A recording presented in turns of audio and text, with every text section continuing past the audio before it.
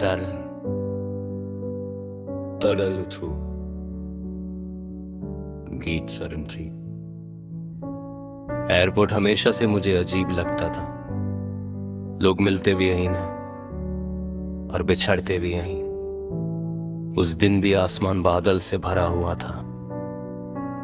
Runway पर हल्की सी बारिश गिर रही थी और मैं टर्मिनल 2 के गेट 17 के पास कॉफी लेकर बैठा था।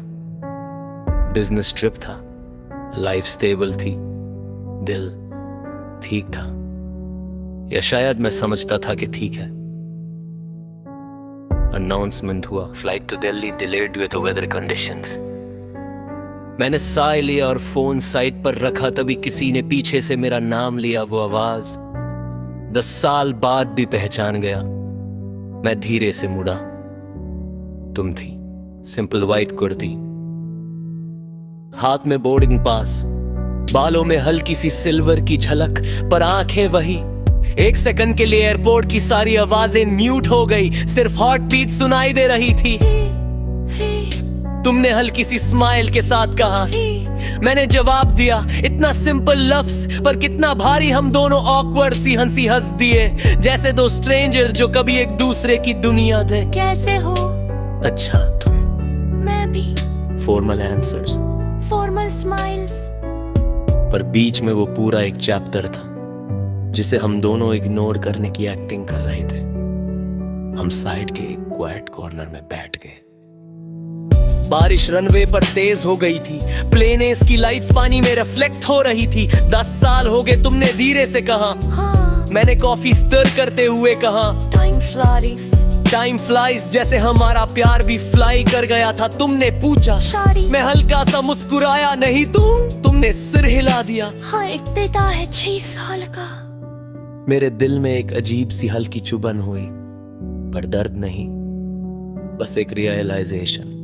लाइफ सच में आगे बढ़ जाती है। हम पुरानी बातें याद करने लगे। कॉलेज फेस्ट, लाइब्रेरी वाली फाइट, वो रेनी डे जब हम भीग कर हॉस्टल गए और फिर वो ब्रेकअप। हम दोनों एक सेकंड के लिए चुप हो गए।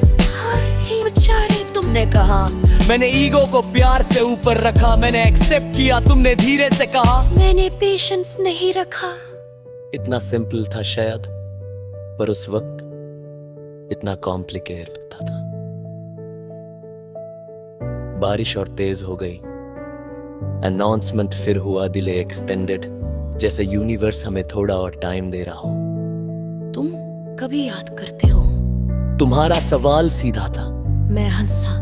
याद करना बंद कब किया था? तुमने आंखों में देखा। वहां गिल्ट नहीं का, बस वॉर्फ थी। मैं भी। तुमने धीरे से कहा,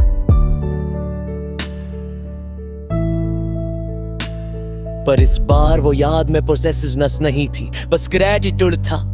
हम दोनों बादल चुके थे। मचारे काम, जिंदगी के थप्पड़ खाकर थोड़ा सॉफ्ट हो गए थे। वो शायद अगर हम अब मिलते। तुमने हैव सेंटेंस छोड़ा, मैटर नहीं करता। मैंने स्माइल के साथ कहा, तब जो था वो परफेक्ट था, अब जो है वो सही है। तुमने सिर हिला दिया और उस पल मुझे लगा ये क्लोजर हम तमालिक म्यूजिक, ना आंसू, बच एक्सेप्टेंस। बोर्डिंग अनाउंसमेंट फाइनली हो गया।